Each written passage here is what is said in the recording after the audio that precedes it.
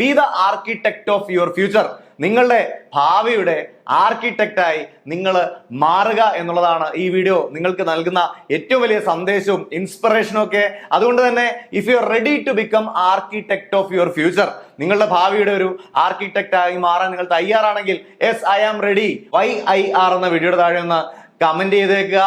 ഇവിടെ നമ്മൾ തിരിച്ചറിയേണ്ടത്, ഇവിടെ ഒരു കർഷകന്റെ മനോഭാവത്തിൽ വേണം നമ്മൾ നമ്മുടെ ഭാവിയെ കാണാനായിട്ട്. ഒരു ഫ്യൂച്ചർ ഫാർമറിന്റെ മാനസിക തലത്തിൽ നിന്നുകൊണ്ട് വേണം നമ്മുടെ ലക്ഷ്യങ്ങൾക്ക് വേണ്ടിയുള്ള പ്രയത്നങ്ങളൊക്കെ ആരംഭിക്കാൻ. നമ്മൾ വേണ്ട രീതിയിൽ കൃഷി ചെയ്യാതെ വിളവെടുക്കണം എന്ന് ആഗ്രഹിക്കുന്നത് മണ്ടത്തരമാണ്, ശരിയല്ലേ?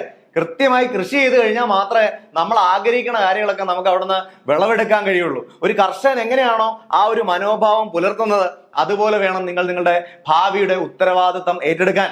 കർഷകനെ സംബന്ധിച്ച് കർഷകൻ തന്റെ ആ ഒരു പറമ്പ് അല്ലെങ്കിൽ തന്റെ ലാൻഡ് അത് അദ്ദേഹത്തിന്റെ ഓണർഷിപ്പിൽ വെച്ചുകൊണ്ടാണ് അദ്ദേഹം അവിടെ ഓപ്പറേറ്റ് ചെയ്യുന്നത്. അദ്ദേഹത്തിന്റെ ഉടമസ്ഥതയിൽ വെച്ചാണ് ആ സ്ഥലത്ത് അദ്ദേഹം കൃഷി ചെയ്യുന്നത്.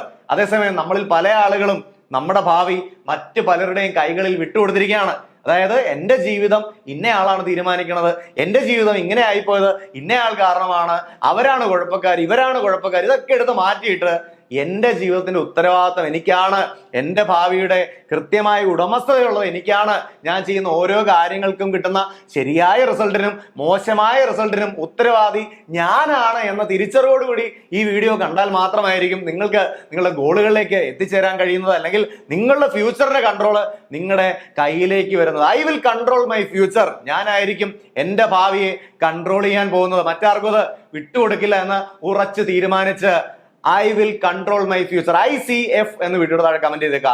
ICF, I will control my future എന്ന് ഒന്ന് കമന്റ് ചെയ്തേക്കുക.